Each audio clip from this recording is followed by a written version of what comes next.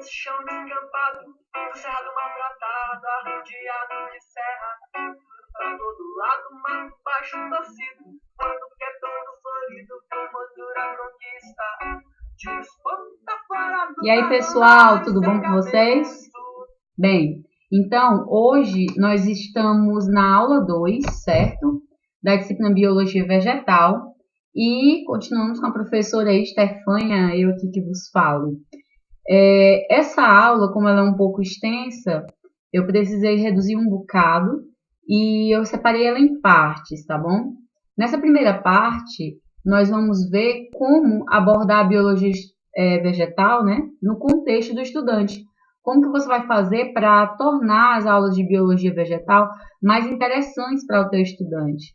Então, vamos lá. Considerações iniciais. A gente sabe que as aulas hoje, tanto quando se fala em colégio público, em colégio particular, não importa, elas têm um padrão, elas seguem um padrão. O professor entra na sala, escreve o conteúdo no quadro, ou então projeta no data show e passa diretamente para o aluno. E se vocês pensam que é nos dias atuais, tal qual está escrito no slide, prestem atenção que D'Ambrosio, em 1996, ele já cita isso aí em um artigo. Ele fala que as aulas, salvo raras exceções, ela transmite conteúdos congelados, obsoletos, desligados de tudo que povoa a imaginação. Então, se torna algo mecânico.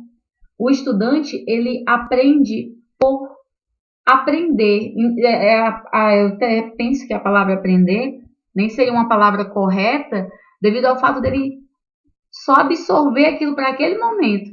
Momentos depois, se você perguntar, ele não entende mais. Então, não é um problema de hoje. Em 1996, D'Ambrosio ele já via isso, que as aulas são interessantes, são pouco criativas. O ensino de biologia ainda é mais complicado. É complicado você encontrar um estudante que ele goste de biologia. Aí vocês, Stefania está exagerando. Gente, eu não estou. Talvez os estudantes gostem de vocês, mas da matéria em si é um pouco complicado, porque a biologia ela é uma disciplina muito abstrata. Porque nós tornamos elas abstratas, nós professores tornamos ela abstrata, devido ao fato de não termos um aparato nem um preparo necessário para mostrar para o aluno que biologia é ele, é o que ele vive, é o que ele estuda, é o que o rodeia. Então, em 2016, Nicolai Panis, ele fala que a falta de atenção presente nas salas de aula, ela está conectada porque há uma distância entre o que o professor fala e o que o aluno vive. Levando assim para um exemplo bem prático, que infelizmente não é com plantas, mas quando se fala em marsupiais, por exemplo, que são aqueles animais que guardam os filhotes em bolsinhas, no livro tem a imagem de um canguru, sendo que um estudante nordestino ele nunca viu um canguru. Então, trazendo para a situação atual, você pode falar, por exemplo, que o gambá, mucura, caçaco, que são todos os mesmos animais, né? São nomes populares para o mesmo animal, eles são marsupiais. Então, se você contextualizasse, falasse para o estudante isso, tira o canguru, porque o canguru ele é uma coisa que está no imaginário. Agora, é difícil você encontrar um estudante nordestino que ele nunca tenha visto um gambá, uma mucura, um caçaco, depende da região que ele vive, ele vai chamar por um nome diferente. Essa abordagem abstrata, ela também leva em consideração as relações da biologia, que elas são muito amplas. São relações bem amplas. Amplas em que sentido? Para você poder ter noção de um impacto ambiental, por exemplo, você tem que olhar de cima, como se você estivesse fora do planeta Terra. Então, aí você vai precisar de imaginação demais. Só que o professor parece passar isso de uma forma tão mecânica que o estudante ele não consegue absorver. Ou então, quando você vai falar de biologia celular, de bioquímica, é algo tão pequeno que você precisaria de ou imaginação, que é uma coisa que o professor não estimula no estudante, ou de instrumentos que muitas escolas são desprovidas. Então, estudar biologia é difícil, gostar de biologia é difícil, mas a gente está aqui para mudar essa realidade. Vamos lá. O papel do professor é exatamente esse. dizer para os alunos que aprender ciência vai além dos conceitos. Ciência não é algo conceitual. As ciências da natureza, elas são coisas reais, coisas que o aluno convive, coisas que os rodeiam. Se você fizer isso, você vai fazer com que ele se sinta, além de tudo, importante. Ele vai se sentir uma pessoa, um personagem, ele vai se sentir um personagem principal e não só um coadjuvante. Ele vai ver que quem faz biologia é ele que faz a biologia. Como que a gente pode fazer isso, Stefânia? Gente, vamos usar mais a cultura em sala de aula. Cultura como assim? O que é que tem a ver cultura com biologia? A identidade e a expressão de traços diferenciadores e distintos da população pertence a um espaço que a converte no espírito essencial, básico e estruturante do território. Ekever, em 2009, ele colocou essa frase aí num artigo, que está citado no final dos slides, e a gente, se nós formos refletir, nós vamos ver que a cultura ela é um conjunto desses traços diferenciadores. Nós do Nordeste, nós temos nosso jeito de falar, nós temos nosso jeito de agir, nós temos nosso jeito de vestir, mas o que está acontecendo? A gente está perdendo essa identidade. É muito mais fácil você encontrar um estudante calçando um All-Star, por exemplo, do que ele calçando sandálias de couro. Eita, mas está sendo muito... Nossa, que brusca. Não, gente, não é brusco isso. Mas é muito mais fácil você achar um estudante que goste de artistas internacionais do que estudantes que conheçam os artistas da própria terra. E qual a interferência disso na educação? Qual a interferência disso? Um estudante ele só vai ter voz sobre o seu território quando ele fizer parte dele. E ele só vai fazer parte dele se ele conhecer. Muitas pessoas, muitos estudantes, muitas pessoas adultas mesmo, elas têm um sonho de conhecer países fora do Brasil, né? Outros países. Quando você tem no Brasil uma infinidade de locais, nós somos um país continental. Quer ver floresta? A gente tem floresta. Quer ver campo? A gente tem campo. Quer ver praia? A gente tem praia. Das mais lindas que vocês possam imaginar. Mas a gente prefere dar valor ao que vem de fora. Porque é uma cultura que eles não passam para a gente. O amor pelo que a gente tem, pelo que a gente produz. E quando a gente valoriza essa cultura e fortalece a identidade, a gente passa a ter noção de que o território é nosso, de que a gente tem que preservar porque é algo nosso, é onde você mora. A cultura é uma coisa que a gente não pode perder. Ah, mas aí a gente está estudando biologia. Tá, pois beleza, aí você vê essa frase de João do Vale, de 1965. Carcará é malvado, é valentão, é a águia de lá do meu sertão. Os borregos no vinho não pode andar, ele puxa no embigo e quer matar. Nessa música, se você passar ela completa para o estudante de vocês, o nome da música é Carcará, ela vai demonstrar para o estudante tanto o ciclo de vida, todo o ciclo de vida do animal, que é muito interessante, do carcará, o meio no qual ele vive, toda a ecologia baseada pela visão de um animal, como também, se você quiser trabalhar um pouco de cultura, você pode dizer que em 1965 a gente estava em plena ditadura militar e que o carcará, às vezes, ele é comparado com os militares e às vezes ele é comparado com o próprio nordestino. Nessa frase aí, especificamente, ele está sendo comparado aos valentões, né, aos militares. E como é que ele faz para matar os borregos, que são os coitados dos nordestinos? Puxa no embigo e quer matar. Eu não entendi, Stefânia, o que tu está querendo dizer. Gente, o embigo é o que liga a gente à nossa mãe. É por onde a nossa mãe nos alimenta. Então, se ele vai matar o animal puxando pelo embigo, ele vai cortar o laço que o animal tem com a mãe dele. Quem é a nossa mãe? É a nossa pátria, é a nossa cultura. E quando a gente vai perdendo isso, a gente vai morrendo. Não morrendo para o mundo, não morrendo biologicamente, mas morrendo socialmente. Então, é muito interessante também você estudar a cultura nordestina e utilizar porque ela contextualiza o ensino-aprendizado. você percebe que a maioria dos cantores nordestinos, a maioria dos escritores nordestinos, eles ressaltam. Leite fala que esses cantores, esses poetas, eles ressaltam a cultura nordestina e fala que elas podem ser usadas na transmissão dos conteúdos de biologia. Por quê? Porque ao invés de cantar sentimentos humanos, eles se ligam mais na vegetação do que no solo. Então eles vão descrever a vegetação. Eles vão descrever as árvores que tem na serra, no cerrado. Eles vão descrever as situações que eles estão visualizando. Hoje você pega uma música, né, totalmente sofrência, você pega um funk totalmente inapropriado, você pega músicas que fazem sucesso que não tem um cunho educativo. E aí você pega uma música de João do Vale, por exemplo, e você tem toda a ecologia de um animal.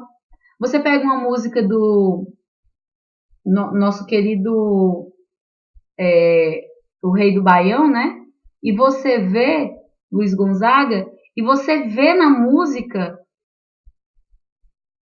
o local que ele vive, porque ele descreve. Ele vai descrever as aves, ele vai descrever a vegetação, ele vai descrever as plantas.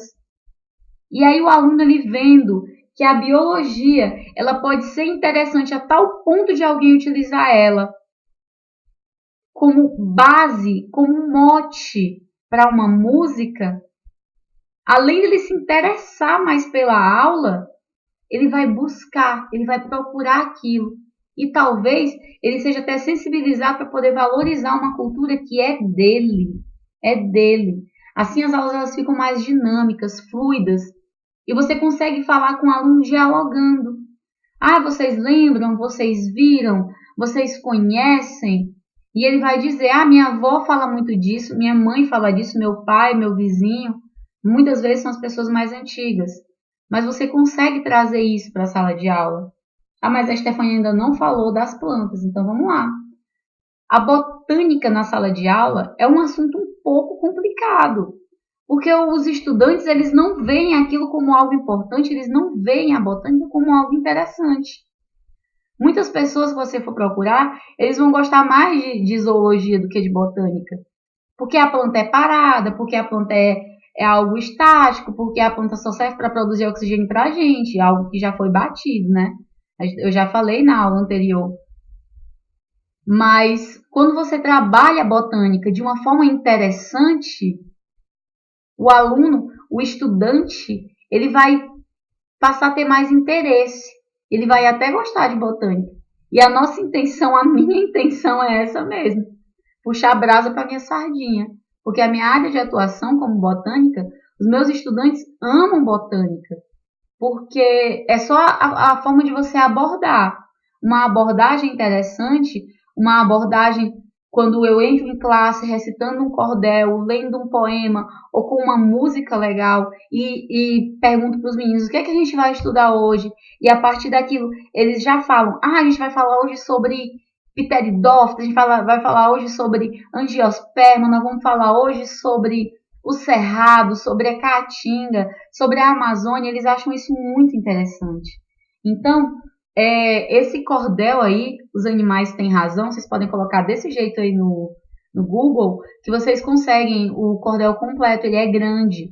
Mas eu vou dizer para vocês, quando eu leio esse cordel em classe, e eu já li várias vezes, né?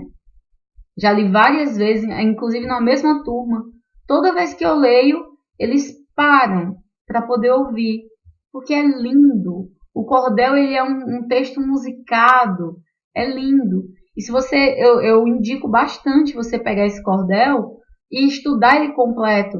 Dá para tirar vários trechos e trabalhar. Mas, especificamente falando do juazeiro, da árvore, né? E do bioma cerrado, você tem esse trecho aí que está logo no comecinho. Aí ele fala: quem já passou no sertão e viu o solo rachado, a caatinga cor de cinza, duvido não ter parado para ficar olhando o verde do juazeiro copado. E sair dali pensando, como pode a natureza, num clima tão quente e seco, numa terra indefesa com tanta diversidade, criar tamanha beleza. O juazeiro, seu moço, é para nós a resistência, a força, a garra e a saga, o grito de independência do sertanejo que luta na frente da emergência. Então, antes de comparar com o sertanejo, ele fala da situação do juazeiro. Quem foi que plantou o juazeiro ali? Não foi ninguém, foi a própria natureza. E aí você pode falar que, apesar do clima ser quente e seco, o cerrado ele é uma floresta invertida. O juazeiro ele copa daquele jeito, ele tem aquela copa no meio de tanta seca, ele tem essa copa porque as raízes chegam a ser 5 vezes maior do que a copa porque elas procuram a água. Então, plantas do cerrado, vocês que gostam de jardinagem, podem plantar tranquilamente na calçada de vocês, porque elas não têm raízes violentas. Elas vão procurar a água lá no fundo, porque elas já são adaptadas a isso.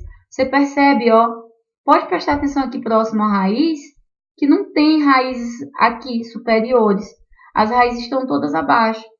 Então, o juazeiro é copado sem água, ninguém está aguando ele. Então, ele está procurando água em algum lugar. E é lá no fundo. E esse cordel, ele fala disso, é bem interessante. Criar tanta diversidade, criar tamanha beleza. E aí ele compara já, né, utilizando a cultura, utilizando a interpretação textual, ele vai comparar a resistência e a força do juazeiro com a resistência e a força do sertanejo. Porque a gente sabe que não é fácil sobreviver no cerrado. Não é fácil. Apesar das nossas plantas serem as mais lindas, dos nossos frutos serem os mais gostosos, me perdoem aí quem não é do Nordeste, mas ele cita Caatinga, mas o juazeiro também, o juazeiro também ele cresce no cerrado, certo? Então, ele fala que é bastante interessante isso daí. Um clima quente e seco, ter uma árvore tão linda, mesmo numa terra indefesa, uma terra nua, uma terra, um chão que não tem como que eu posso falar, não tem um fertilizante, não tem nada, ninguém está cuidando, mas ele cresce lá como símbolo de força e resistência do sertanejo. Tá aí mais uma vez. E aí vocês também podem, mais uma vez, né, o juazeiro é uma árvore de símbolo da caatinga, do cerrado. E Luiz Gonzaga nessa música, aí vocês, o que é que tem a ver? Primeiro, vamos ouvir um pouquinho a música, para vocês sentirem como é linda, como é lindo que os nossos cantores fazem.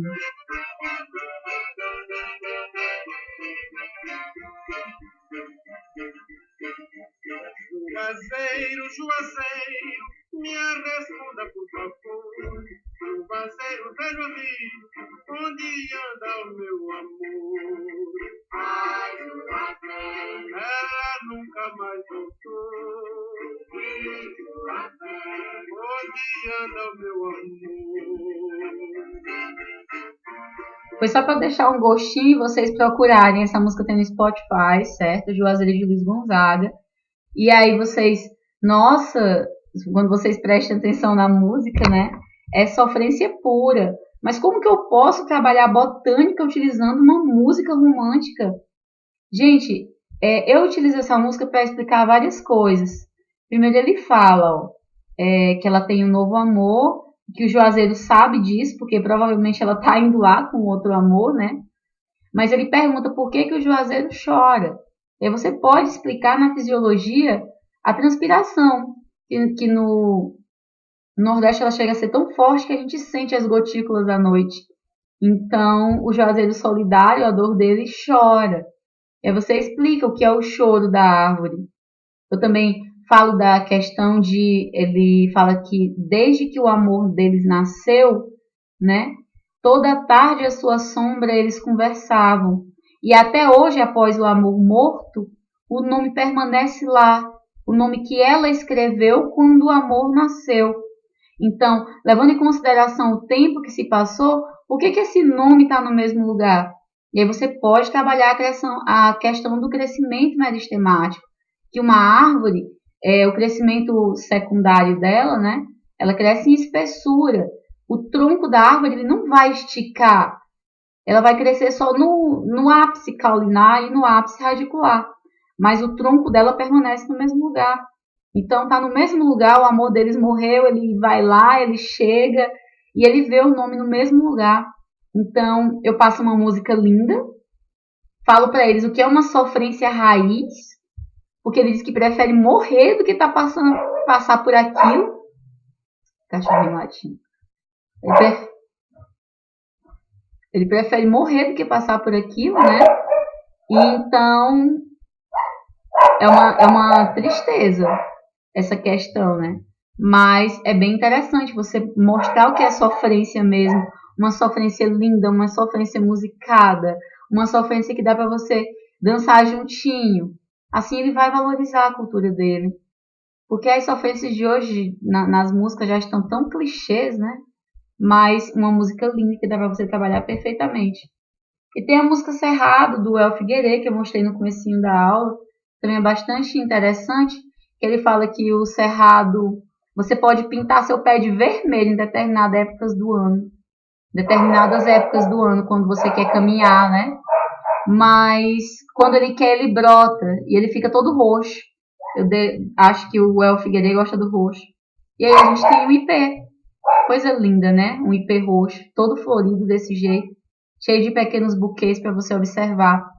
Mas, olha aqui também. Esses aí são jacarandás. Ah, Stephanie, como é que você sabe a diferença? Eles são praticamente da mesma cor. Você tem uma questãozinha básica. Os ipês, eles não floram em alameda, em conjunto, desse jeito. Eles não floram. Assim, é um comportamento dos ipês que a gente vai estudar em fisiologia. E os jacarandás, eles floram. Então, muito lindo você observar isso aí. Também cito a música Matança de Xangai, que eu já indiquei para vocês ouvirem já. Mas é uma música muito linda também, que você pode trabalhar muita coisa nela. Rapidinho aqui um pouquinho para vocês.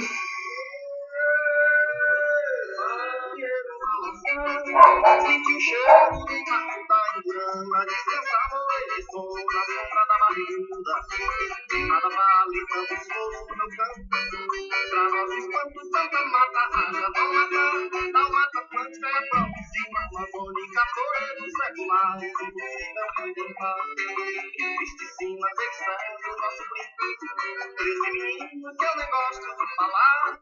Então, quando eu boto a música Matança do Xangai, eu pergunto para eles, né? Eu passo a primeira vez, eles gostam bastante. E quando eu passo a segunda vez, eu peço para eles irem riscando, anotando quantos nomes de árvores eles conseguiram anotar. E depois eu vou esclarecendo umas que, por exemplo, Gonçalo Alves é uma árvore, né? E os meninos não marcam. Tem várias outras que ele cita, Virola, que é uma árvore. Então, tem outra versão que ele fala da Cecília, que é um tipo de cipó, né? Oliveira, que é uma árvore. Então, a gente usa muito o nome dessas árvores como sobrenomes de família. Às vezes, os estudantes associam as famílias, mas não associam as plantas que deram origem a esse nome. Se tiver algum Macedo aí, Macedo é uma planta que dá origem à maçã, é uma macieira, né? Então, é bastante interessante. Os meninos depois vão procurar como atividade. Eu peço que eles procurem nomes que sejam nomes de família, que estejam associados a nome de árvores. E eles vêm com muitas coisas interessantes para você. Dá para trabalhar a botânica utilizando a cultura nordestina, sim. E é muito interessante. Aí eu coloco a bibliografia que eu utilizei nos slides. Todos esses textos são muito interessantes, certo? A base curricular comum ela teve uma mudança agora, mas em 2018 ele já cita essa questão de você perspassar o ambiente escolar e mostrar para o estudante que vai além disso. E aqui o bioma caatinga representado na cultura popular nordestina, ele vai citar várias outras músicas, vários poemas, vários cordéis, nos quais eles fazem isso. Então eu indico. Quando vocês tiverem tempo, né, que os slides vão ficar aí para vocês darem uma olhada, quem quiser trabalhar mais a fundo isso aí, mas é muito interessante. Então, uma música tem capacidade de motivar a pessoa a desistir daquilo que ela realmente quer, a não desistir, né, daquilo que ela realmente quer. Então, usem as músicas, gente, usem as nossas músicas. Os nossos poetas são maravilhosos, os nossos músicos são maravilhosos. Quando eu falo assim, também a gente pode citar Caetano Veloso, a gente pode citar vários outros músicos que eles utilizam a natureza para poder explicar, né? E agora vamos para a parte 2. Na parte 2, a gente já vai começar a entrar na morfologia vegetal. E aí nós vamos começar com o embrião. O embrião, ele vai surgir da fecundação entre a célula espermática e a oosfera. O embrião, gente, não é a semente. O embrião ele está dentro da semente. A semente ela é composta pelo embrião. Aí nós vamos ter o ou os cotilédones e o tecido nutritivo do embrião, que vai ser o endosperma. E aí vamos lá. Uma diferença interessante que vocês têm que lembrar é que o embrião dos vegetais é maciço e o embrião dos animais é oco. É uma diferença. O embrião que dá origem aos vegetais é maciço e o embrião que dá origem aos animais é oco. Então, é uma questão bem interessante isso daí. E a polaridade do embrião já é definida logo no início do seu desenvolvimento, ou seja, não importa de que forma a semente caia no solo. Não sei se vocês já se deram o trabalho de pensar nisso, né? Mas quando a gente vai plantar feijão no interior, por exemplo, você não tem o cuidado de colocar a semente direitinho na terra, você simplesmente joga. Assim como em qualquer plantação, você simplesmente joga. Ah, mas isso aí não tem a ver com o movimento, o geotropismo, por exemplo? Não tem a ver. Porque essa polaridade, que vai dizer qual parte vai dar origem à raiz, qual parte vai dar origem ao caule, ela já é definida no início do desenvolvimento embrionário. Por isso que não interessa. Eles já fizeram um teste de colocar o embrião, a semente para germinar girando, mas a raiz ela sempre cresce dentro da terra, certo? E o caule ele sempre vai crescer para fora da terra. E aqui a gente tem as sementes com um cotilédone, que são as monocotiledôneas. O endosperma ele vai nutrir o embrião. E o cotilédone ele vai nutrir a planta quando ela começar a crescer, certo? Então, esse cotilédone aqui ele vai servir para quando a semente germinar, aí ela vai passar a se alimentar dos cotilédones. Quando a gente tem uma dicotiledônia, nós vamos ter 2 cotilédones da mesma forma. O endosperma ele serve para nutrir o embrião e os cotilédones vão servir para nutrir a planta depois que ela germina. Mas aqui dentro você já tem um embriãozinho quase formadinho. Ó. O caule, a radícula, as plúmulas, que são as folhas. E aí eu já pergunto para vocês, quando a gente planta, quem é que sai primeiro de dentro da semente? São as raízes, a radícula no caso, ou que vai dar origem às folhas? Bora, dando tempo para vocês pensarem. Acabou o tempo. A primeira parte que sai de uma semente, gente, é o que vai dar origem à raiz, à radícula. Por quê, Stefânia? Porque, gente, essa planta ela precisa se fixar. A semente ela é algo solto. Ela vai precisar se fixar. E no mais, toda reação biológica ela vai ocorrer em meio aquoso. E a raiz ela vai crescer para poder absorver água. Então, a raiz vai se fixar, vai absorver água. Depois é que a parte que vai dar origem às folhas e ao caule vai sair. Então, eu deixei um videozinho para vocês prestarem atenção na germinação e verem o quanto é lindo isso, certo? E aqui nós temos os 2 tipos de germinação. Nós temos a germinação epígea, acima da terra. Então, você presta atenção, ó, a raiz já está formada, depois é que o caule cresce e ele levanta o cotilédone fica acima da terra. E a germinação hipógea, abaixo, geos, terra. Então, ó, primeiro nasce a raiz, certo? Depois vem o caule, mas o cotilédone ele fica dentro da terra. Aí vocês, Stefânia, mas então as dicotiledôneas têm germinação epígea e as monocotiledôneas têm germinação hipógea. Não, gente, não é assim que funciona. Aqui nós temos uma ervilha. E a ervilha, se você lembrar aí na cabecinha de vocês, ela é uma dicotiledônea. Então não tem nada a ver, tem a ver com o tipo de germinação e não com o tipo de planta. Então a germinação hipógea, o cotilédone fica abaixo da terra. Na germinação epígea, ele sobe, ele fica acima da terra. E aí, um desafio para vocês, mais um. uma planta é mais resistente às intempéries do terreno? Se sua germinação é epígea ou hipógea? Mais um tempinho para vocês pensarem. Aí vocês pausam o vídeo e ficam pensando um pouco, tá? Pronto, aí ó, já acabou meu tempo já. Aí você volta aqui para a imagem e pensa. O meristema é essa partezinha que está aqui em cima. É o olho da planta. A gente chama no interior bem no olhinho, né? Vou subir até o olhinho da planta. Então, o olhinho da planta, o meristema apical, é o ápice do caule. O meristema radicular é o ápice da raiz. Ápice é ponta, tá bom? Pode ser a ponta de cima ou a ponta de baixo. Então, é aqui que a planta cresce. É aqui, nessa parte de cima, é aqui, nessa parte de baixo. Quando a germinação é epígea, você percebe que o cotilédone ele sobe protegendo o meristema.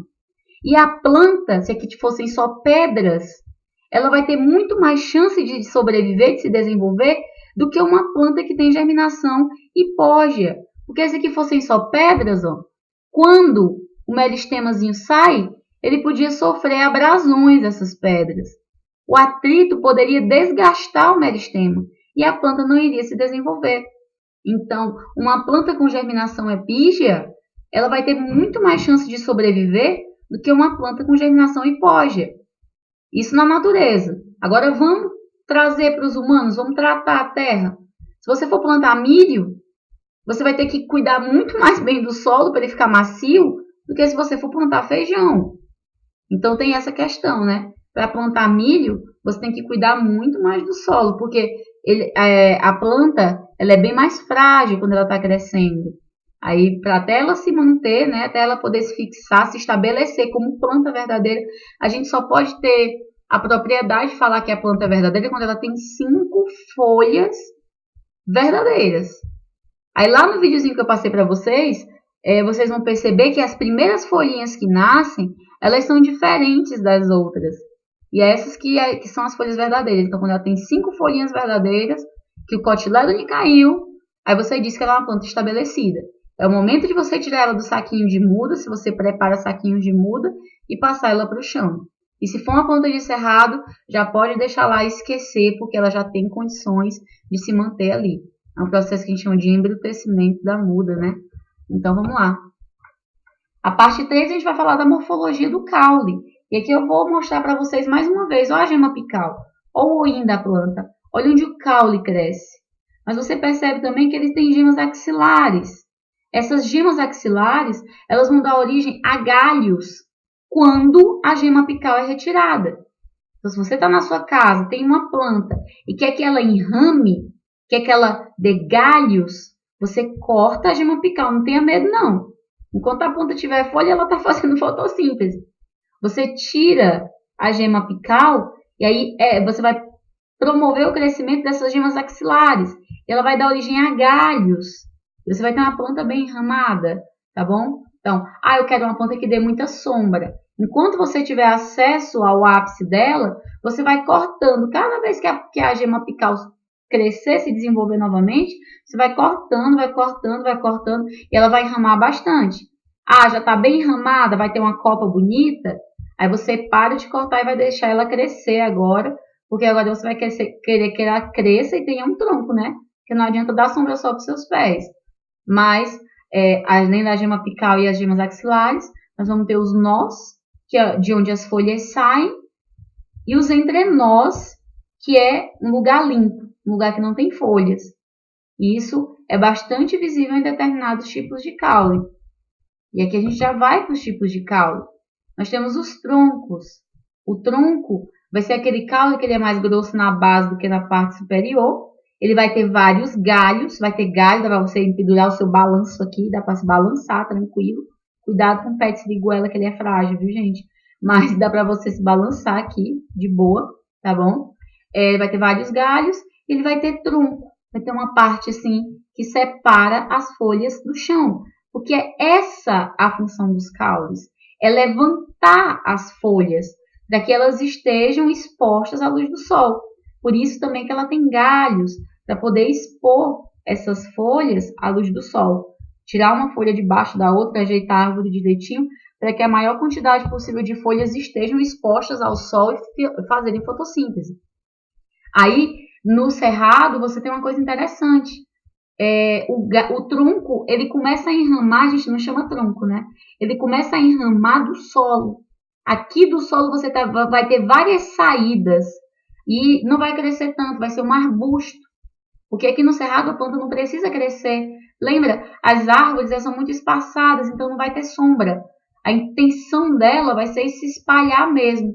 Então nós vamos ter arbustos, que são árvores pequenas, ou subárvores, que também são árvores mais baixinhas, que não passam de 3 metros, mas é bem cheio de troncos aqui embaixo, bem cheio de subdivisões, essa palavra que eu estava procurando, subdivisões desse tronco, para ele poder ter mais galhos e conseguir mais luz. E aí a gente passa para o estipe. Estipe. Não sei, chamam aqui de stipe, deve estar em outra língua. Não. Mas o nome certo é estipe. E-S-T-I-P-E. Estipe são os galhos dos coqueiros. Aquele que só tem um ponto de saída de folhas, que é lá no meristema apical. É só de lá que vão sair as folhas, certo? Ele vai crescer e lá de cima vão sair as folhas. Você tem toda essa parte aqui limpa. É uma monocotiledônia, viu, gente?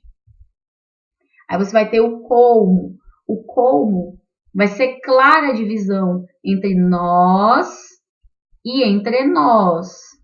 Nós e entre nós.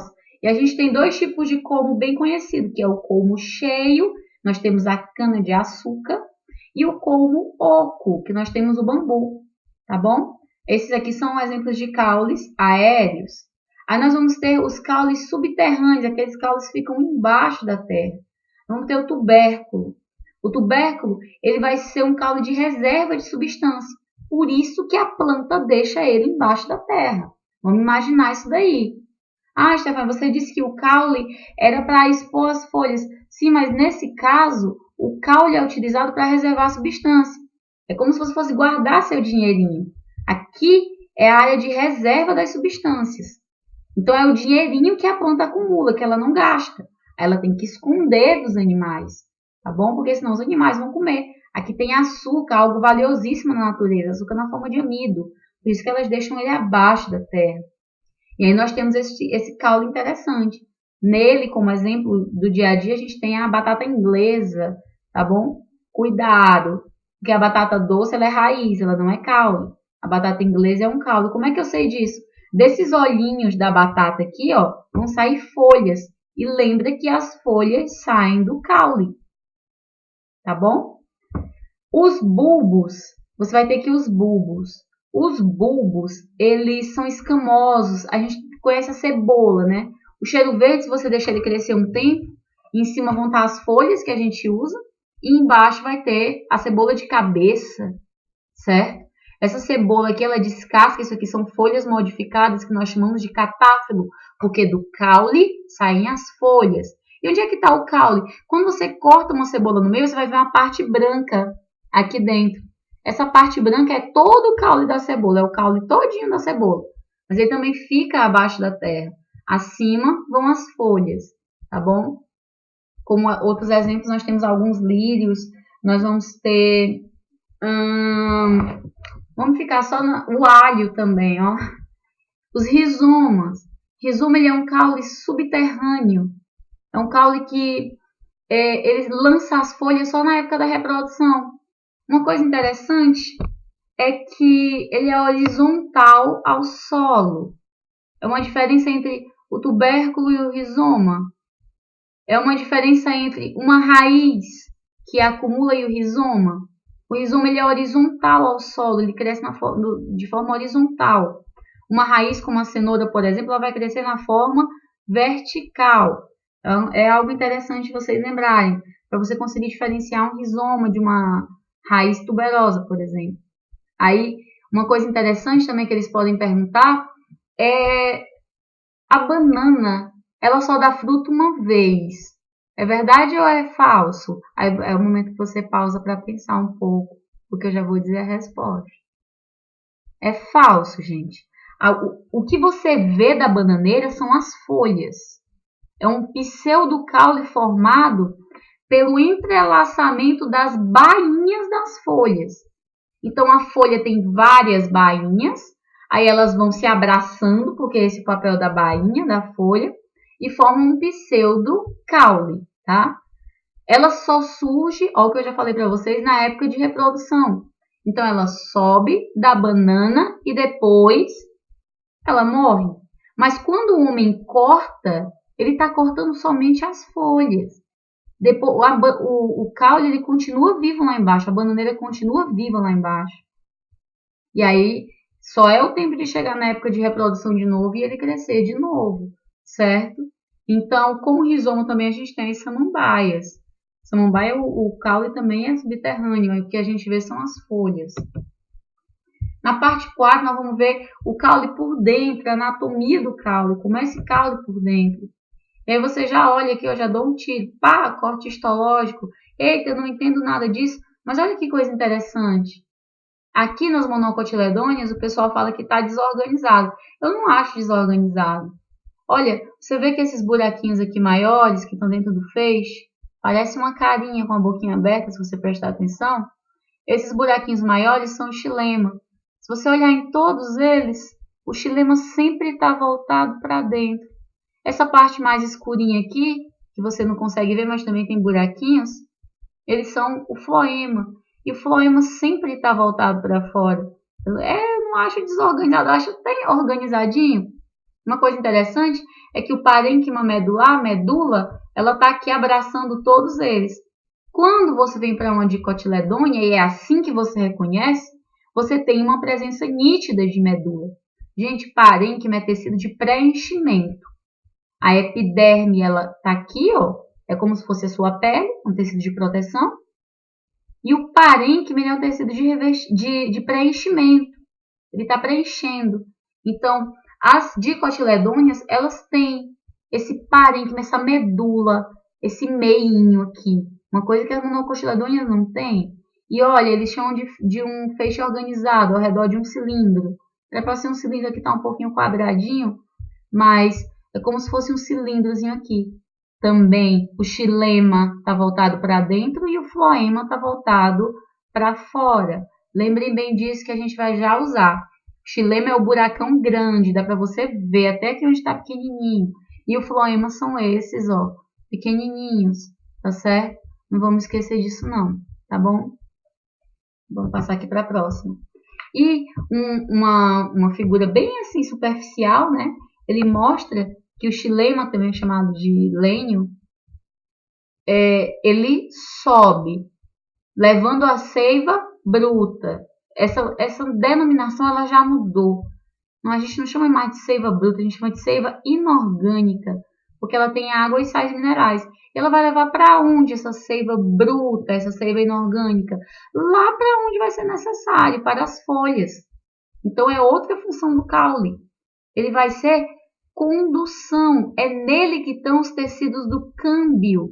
Câmbio é comunicação entre o solo e as folhas.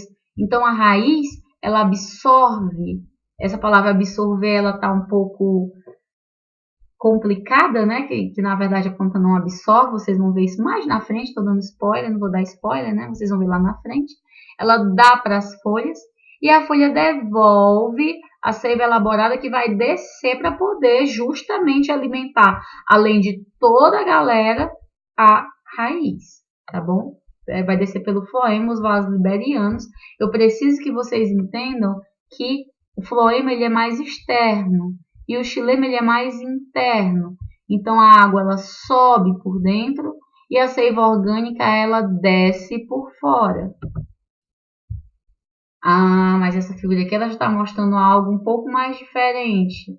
Você percebe aqui, ó, o xilema levando para as folhas, mas o floema ele não está só descendo, não. Ele também dá essa voltinha para poder o quê, gente? Nutrir quem precisa de mais, que é a gema apical. Então, nessa gema apical, a gente tem uma concentração muito grande de seiva orgânica. Por que, Stefânia, essa seiva orgânica? Porque, gente, vocês mesmos dizem, eu tenho que comer muito porque eu estou em fase de crescimento. Se a planta só cresce aqui e aqui, são os pontos onde ela mais precisa de nutriente.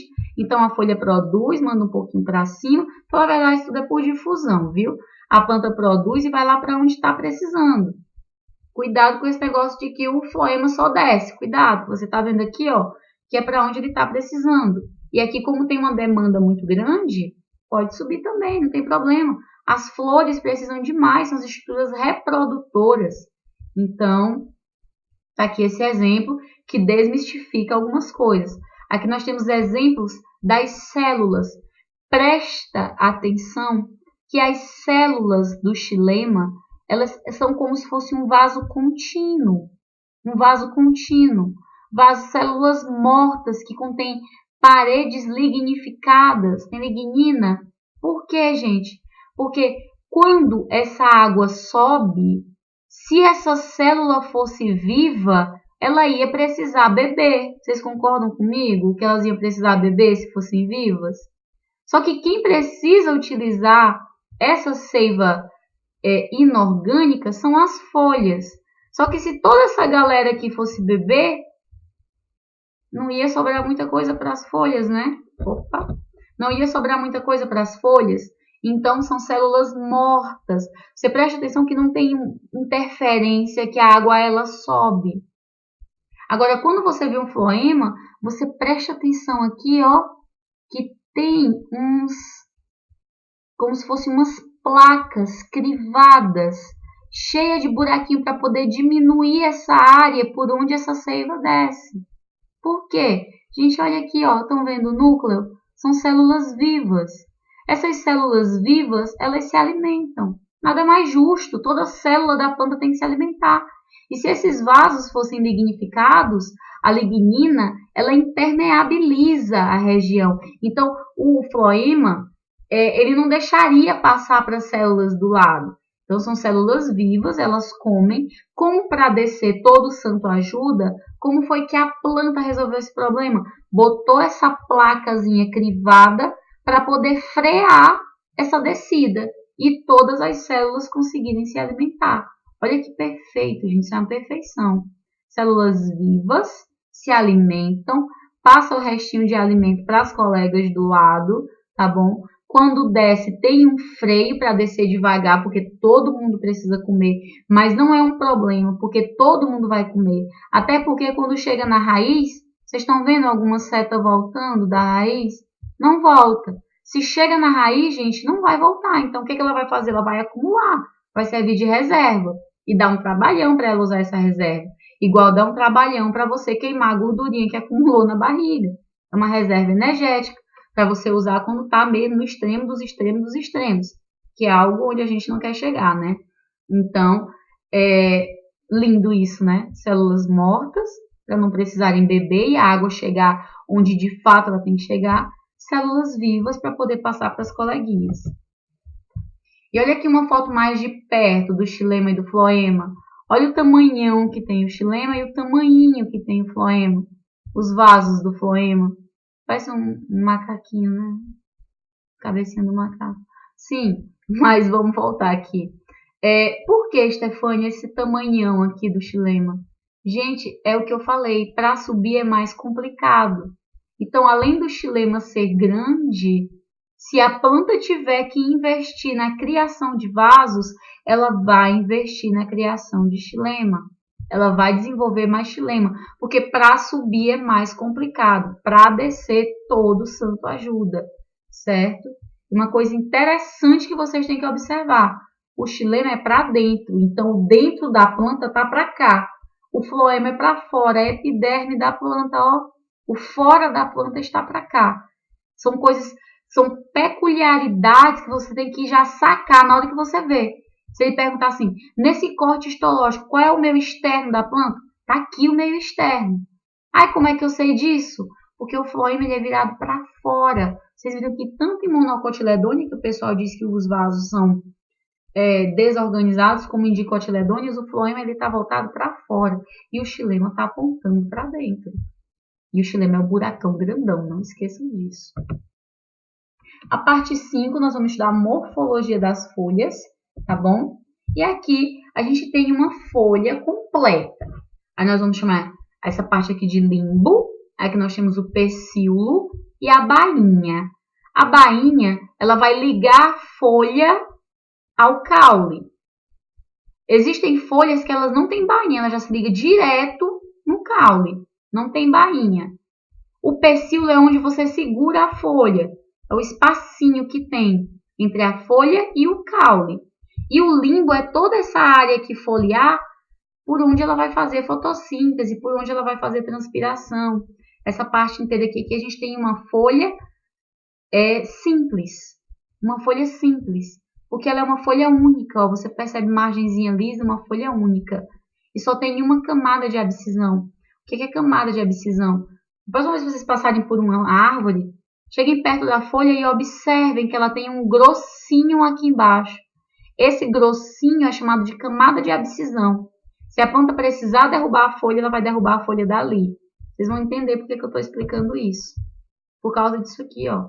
A gente tem folhas simples e folhas compostas. Ao longo da evolução, as folhas elas perceberam que fazer recortes nela mesma fosse mais vantajoso para elas do que elas serem completas. Por quê? Bora, agora vocês são lagartas. É mais fácil você andar em cima dessa superfície foliar ou dessa superfície foliar? Então, gente, ó, aqui a camada de abscisão, ela vai estar aqui. Ela vai estar aqui, perdão, na bainha. A camada de abscisão, que é por onde a planta vai derrubar. Então, se a planta for derrubar, ela vai derrubar as três. Porque isso aqui é uma folha só. É uma folha recortada. Isso aqui é uma folha inteira. E a gente tem uma gema que vai dar origem a um novo galho, certo? Mas nós temos folhas simples e folhas compostas. Isso aqui é a folha do piqui. O piqui, ele tem uma folhinha composta, tá bom? Olha aqui que lindo, ó. A camada de abscisão, que eu falei para vocês. A camada de abscisão. Aqui a gente tem uma folha simples. E aqui uma folha composta birrecortada. Ela recortou duas vezes. Ela recortou essa vez. Então, vamos entender. Aqui eu tenho uma folha toda. Aqui eu tenho um folíolo, que foi o primeiro recorte. E aqui eu tenho foliólogos, que é o segundo recorte. Ai, para que isso? Mesma linha de raciocínio. Vai servir para evitar predação e vai servir também, gente, para diminuir a área foliar. Como assim, Stefânia? Ela vai fazer fotossíntese, mas vai transpirar menos. Então, você percebe o padrão. As plantas do cerrado e caatinga, a maioria delas é composta. Ou se não é composta, elas são muito pequenas, para poder evitar essa perda de água, certo? Que ocorre normalmente numa fotossíntese. E aqui é um exercíciozinho para vocês. Vocês pausam o vídeo e vão dizer aí quais são folhas simples e quais são folhas compostas. Pronto, agora eu já vou dizer porque vocês pausaram e fizeram a tarefinha do jeito que eu disse, né? Aqui folha simples, simples, simples, simples, simples, simples, simples, simples. Aqui nós temos uma composta, composta, composta, composta. Para vocês verem a diversidade das folhas, ó, essa aqui ela tem a margenzinha lisa, essa aqui ela já tem uma margenzinha, parece um recortezinho de tesoura, que a gente chama de recortada, né? E essa daqui parece que foi comida, né? Nossa, que coincidência. Não, gente, não é coincidência, não existe coincidência na natureza. Ela é assim porque quando a borboleta for botar ovo, ela olha e diz, já tem gente comendo essa daqui. Então, quando os meus filhotes nascerem, não vai ter mais nada para eles comerem. E aí, olha só que interessante, cara. Ela bota a folha como se ela já estivesse sendo comida por uma lagarta. E a borboleta que vai pôr os ovos, ela pensa assim, né? Pensa como uma borboleta. Quando meus filhotes nascerem, essa aqui já vai estar toda comida. Então, já é uma estratégia evolutiva. Quando a borboleta vê uma coisa dessa aqui, ela, ó, que maravilha. Olha que coisa linda. Olha quando ela vê isso daqui. Que beleza. Mas isso aqui é tudo estratégia. Essa daqui foi a mais esperta de todas, porque aqui mais parece que está comida. E aqui de perto eu estou mostrando para vocês os responsáveis pela respiração. São os estômatos. Vocês vão ver na maioria dos livros didáticos que os estômatos eles estão na parte de baixo da folha. Isso tem um porquê. A parte de cima das folhas tem a cera. A cera impermeabiliza. O estômato serve para quê? Troca gasosa. Então, não pode estar impermeável a parte de baixo. Se você toca numa árvore do cerrado, caatinga, você vê que a parte de cima é bem lisa, mas a parte de baixo, geralmente, ela tem até uns pelinhos. Ela é mais maciazinha. E é na parte de baixo que vão estar esses estômatos. Um estômato aberto, está fazendo troca gasosa, a planta está fazendo fotossíntese. Esse estômato aqui está quase fechado. Ah, por que isso acontece? Ela não precisa abrir todos de uma vez, não, gente. Ela abre a quantidade que é necessária, certo? Mas aí tem livros que dizem que os estômatos estão localizados na parte de baixo da planta. Porque se eles estiverem expostos à luz solar direta 24 horas por dia, eu sei que eu estou sendo exagerada porque não existe sol 24 horas por dia, né? Eles vão estar abertos 24 horas por dia. Então, na parte de baixo, eles estão protegidos da incidência direta da luz. E aí eles podem fechar e a planta não perder tanta água assim. Mas associando o estômato com o nariz da planta. Como é que está essa planta aqui? Se os estômatos fossem na parte de baixo, todos, ela estaria afogada. Então, existem situações, existem plantas que os estômatos estão na parte de cima, que a gente chama de parte adaxial, com D. E a parte de baixo não dá para errar. Abaxial, abaixo, associa com B. Então, não tem como ter estômago aqui embaixo. Por quê? Porque está tocando na água. Essa planta ela tem o caule aquático, as folhas são aéreas, mas os estômatos estão na parte de cima, certo? Elas têm estruturas que fazem com que elas fiquem acima da água. Uma dessas modificações é a ampla superfície foliar. É uma planta que não precisa ter preocupação com transpiração, afinal de contas ela está dentro d'água, certo? Flor bem chamativa, porque o animal ele pode morrer afogado se ele for ver a flor. Mas você vê uma flor dessa, nossa, não tem como você não enfiar o pé na lama para ir lá ver de perto e tirar uma foto bonita. Mas entendam isso. Não é só embaixo, não. Depende da planta, depende da situação. Existem plantas, inclusive, que os estômatos estão no meio da folha. Então, plantas epiestomáticas, os estômatos estão em cima. Planta hipoestomáticas, os estômatos estão embaixo, certo? Então, entendam isso e aprendam a associar. Se eu não tivesse dito para vocês, vocês conseguiriam associar que nem sempre os estômatos estão embaixo? É só lembrar dessa planta aqui, que é uma ninféia, tá? E aqui são um exemplo que eles dão de monocotiledôneas e de dicotiledôneas. Você observa aqui a monocotiledônea, ó, que ela tem as nervuras paralelas. E uma dicotiledônea, passei demais, ela vai ter as nervuras em forma de pena, a gente chama de peninérvia. Aqui, paralelinérvia. Aqui ele botou reticulinérvia, mas você também pode chamar de peninérvia, porque parece uma pena. E olha aquilo que eu falei para vocês, ó. Parece que ela tem uns pelinhos aqui embaixo, ela é bem maciazinha na parte de baixo. Então, os estômatos dessa aqui estão embaixo, com certeza. E a anatomia da folha, vamos ver como é que a folha é por dentro. Gente, olha, preste atenção. Aqui é o mesófilo foliar, certo? O meio da folha.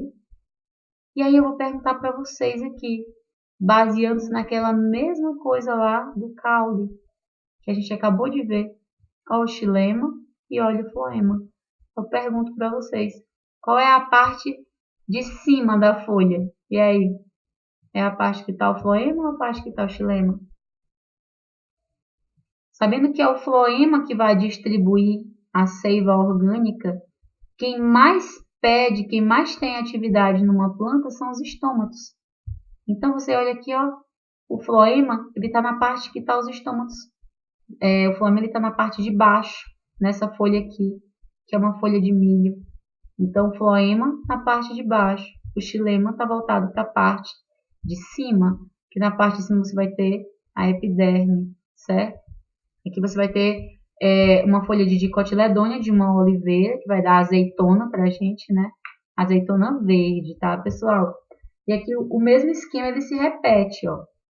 Você vai ter o xilema, virado para a parte de cima, e mostra aqui a epiderme superior. E aqui o floema na parte de baixo, a epiderme inferior. Aí ele fala do parênquima lacunoso e do parênquima palissádico.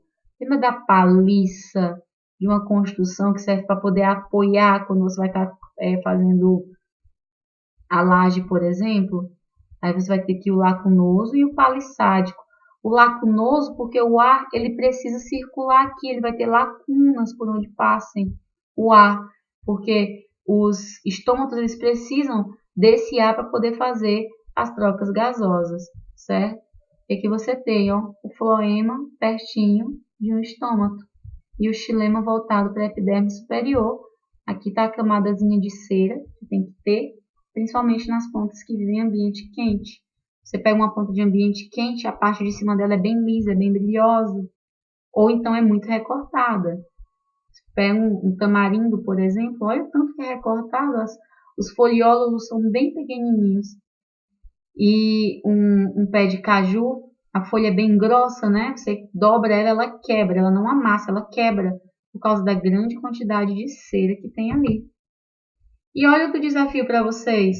Aqui é para vocês prestarem atenção que a gente tem a parte de cima da folha e aqui a parte de baixo da folha. Então, o que vocês estão vendo aqui ó, é a parte de baixo da folha. Aí eu vou perguntar para vocês, por que esses bichinhos estão na parte de baixo? É só para pegar a sombra, é? Vou deixar vocês pensarem um pouquinho, vocês dão pause e vão pensar.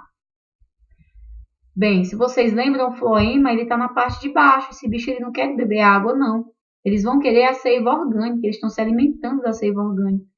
Então, quando vocês encontram esses animaizinhos na planta que são pulgões, ou eles estão na parte aqui de baixo da folha, ou eles estão lá no meristema apical, lembra? Estão lá em cima do meristema apical. Porque lá, como tem maior demanda, ela também vai ter maior quantidade de floema. Interessante isso, né, gente? E por hoje é só, pessoal. Participem do fórum, tá? Qualquer coisa pode mandar e-mail para mim, tá bom? Eu respondo com todo carinho. E se tiver alguma dúvida, estou à disposição. Qualquer duvidazinha, essa daí foi a nossa aula 2. Cheiro, grande abraço e até a próxima!